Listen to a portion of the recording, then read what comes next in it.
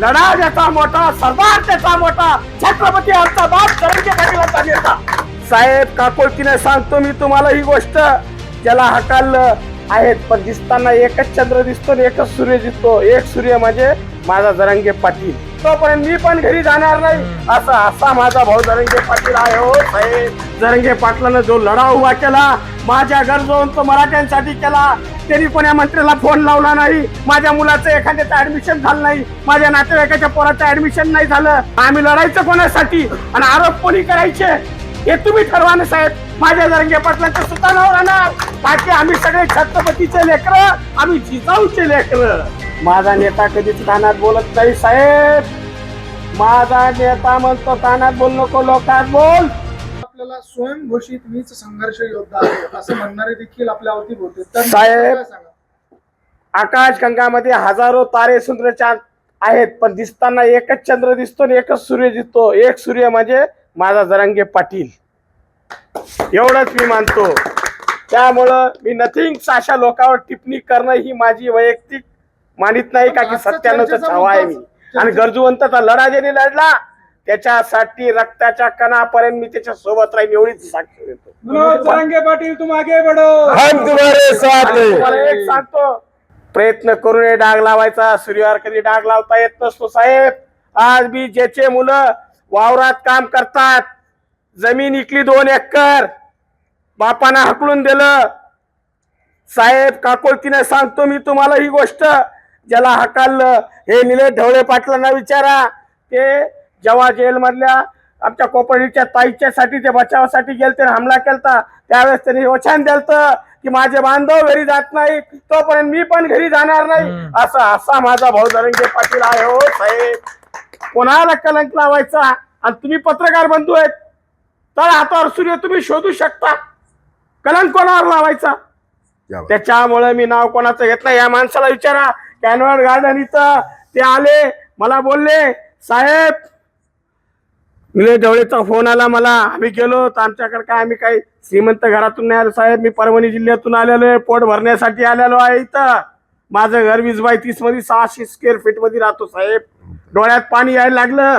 त्याचं कारण हे सांगतो, जरंगे पाटलानं जो लढा उभा केला, माझ्या गरजवंत मराठ्यांसाठी केला, 1-2 एकर वाल्यांसाठी केला, 1000 एकर वाल्यांसाठी केला नाही, प्रस्थापितच्या उरावर बसून केला, प्रस्थापित नेत्यांच्या उरावर बसून केला.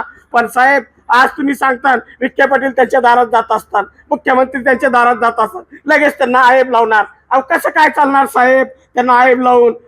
जर नेते मंडळी माझ्या एका गोर गरीब मराठ्याच्या नेत्याच्या दारात एखादा मंत्री जात असेल तर याच्यात माझ्यासारख्या गरजवंत मराठ्याचा विजय आहे हे मी मानतो साहेब. आणि त्याला आरोप लावणार तुम्ही का आता गेला, आता कुठली डील झाली, काय झाली? अरे तो गेला नाही, त्यांनी कोण्या मंत्र्याला फोन लावला नाही, माझ्या मुलाचं एखाद्याचं ऍडमिशन झालं नाही, माझ्या नातेवाईकाच्या पोराचं ऍडमिशन नाही झालं. मग मागणी कोणाकडे मागणार? मंत्री आमचं ऐकत नाही. मग आम्ही तर आमच्या नेत्याकडे जाऊनच पाय धरणार. आमचा नेता फोन कोणाला करणार? हा देश संविधानावर चालतो साहेब. इथं मंत्र्याला फोन लावा लागतो, इथं आमदाराला फोन लावा लागतो, इथं खासदाराला फोन लावा लागतो साहेब.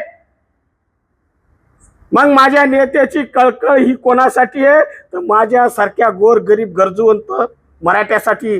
मी एक साधी संघटना चालवणारा, श्रमिक संघटना चालवणारा, माझे भावंड सगळे 20/30 मध्ये राहणार आहे साहेब.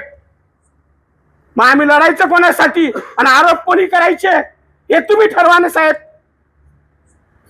आज तुम्ही पत्रकार बंधू आहेत, मुख्यमंत्री शैलेश भिसेच्या घरी येणार का? नाही येणार. ज्ञानेश्वर गायकवाड पाटलाच्या घरी येणार का? निलेश ढवळेच्या येणार का? नितीन कदमच्या येणार का? डग पाटलाच्या नाही येणार. लढा ज्याचा मोठा, सरदार त्याचा मोठा, छत्रपती आमचा बाप जरंगे पाटीलांचा नेता. मग जरंगे पाटलानं जर अख्खं साम्राज्य झुकवलं, प्रति सरकाराची स्थापना केली आणि मराठ्यांना इथं न्याय भेटत असेल, अशावर आरोप करणं कसं चालणार साहेब? उद्या पण मी पण जाणार.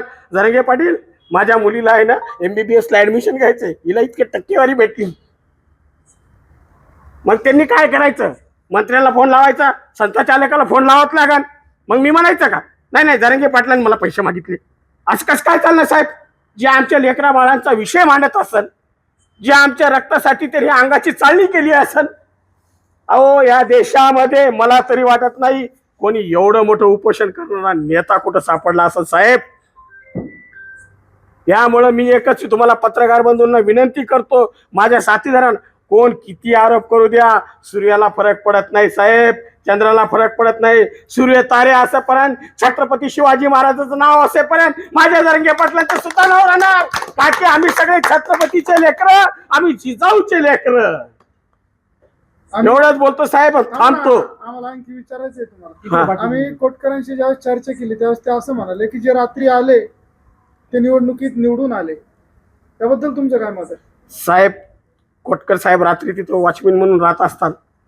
माझी अवकात नाही, मला पोट भरायसाठी मला शहरात फिरावं लागतं साहेब. नाही नाही, काही काही नेते आले, मग तुमच्याशी तुम्ही त्यांना एकांतात घेऊन बसला, त्यांच्याशी चर्चा केली साहेब. असं देखील तुम्ही सांगा, तुम्ही पत्रकार बंधू आहात, तुम्ही आता का आमच्या मागे का 1000-2000 लोक उभी आहेत का?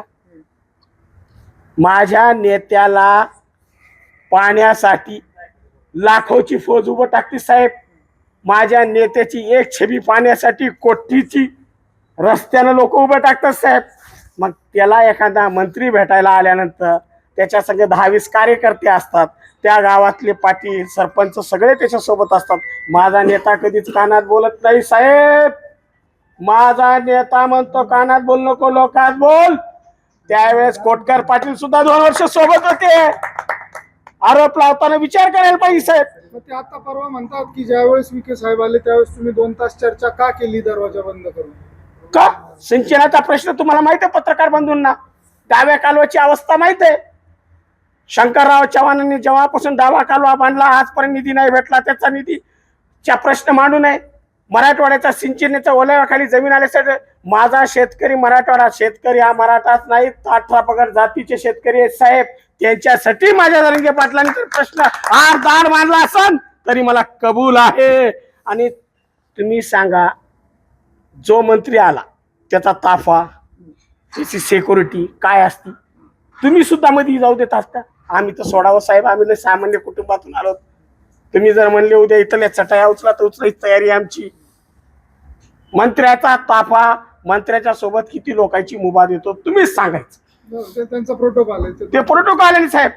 आता प्रोटोकॉल मी तुम्हाला पहिलंच म्हणलो, हा देश संविधानावर चालतो. बरोबर. प्रोटोकॉल मान्य करावं लागेल, बाबासाहेबांचं संविधान मागावं लागेल. आणि मानलं, आणि माझ्या घरात सुद्धा संविधानाची पूजा मी करतो साहेब. का की मला एक सांगितलंय, छत्रपतीची भक्ती आणि संविधानाची भक्ती केली तरच माझे मुलं घडतात साहेब. तर कोटकरांना ज्यावेळेस आम्ही असं विचारलं की आता तुम्ही जे आरोप करत आहात, कारण तुम्ही गेली कित्येक वर्ष जरांगे पाटीलांच्या सोबत होतात आणि आता एकदमच तुम्ही हे आरोप का करत आहात? निवडणुकीच्या तोंडावर तुम्ही हे आरोप करत आहात का? निवडणुकीचे काही आमिष तुम्हाला मिळाली आहेत का? यावरती ते निरुत्तरित होते. याबद्दल तुमचं काय कोटकर पाटील अनेक वर्षापासून माझ्या कांद्याला खांदा लावून, अनेक समाज बांधवाच्या कांद्याला खाऊन समाजात लढले का? लढले. तर तुम्ही सांगा ना. समाजात लढले का? लढले मी म्हणतो. पण काल 5-6 दिवसात कोटकर पाटलांना काय झालंय हे मला माहिती आहे का? नाही. कोटकर पाटलाच्या विषयी मी कुठला आरोप करणं हे चुकीचं आहे. पण कोटकर पाटील जे बोलतात त्याच्यात मला तथ्य देत नाही.